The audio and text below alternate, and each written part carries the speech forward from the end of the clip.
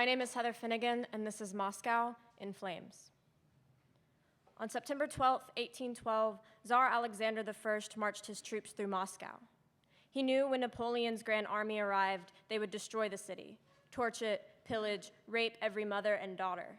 So Alexander made a decision. He'd burn it himself, envelop his home in orange and yellow flames. It hurt the Tsar like hell, but he knew it hurt less than waiting for Napoleon to take the glory himself. Have I told you about my Uncle Ricky? I know I've talked about Aunt Robin, who was diagnosed with borderline schizophrenia in the early 2000s. Back then, there were days she didn't get out of bed until 9 o'clock at night. Days she let the dog pee on the side of the white sofa without scolding him, and days she set raw, pink-skinned chicken in the sink to thaw and left it there, attracting gnats and flies. Back then, Uncle Ricky came home every day.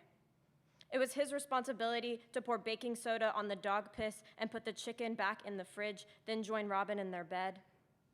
One day, Ricky didn't return home. He left his wedding band in the soap dish on the kitchen counter. I've always imagined when Robin found it, cockroaches scurried out of the sink and she screamed at the bugs, "You ate him, you ate him." Uncle Ricky was gone. He burned it down. Imagine waiting for that day you wake up, your wife standing over you, blood matting her hair because she scratched her scalp all night, thinking locusts burrowed into her skull.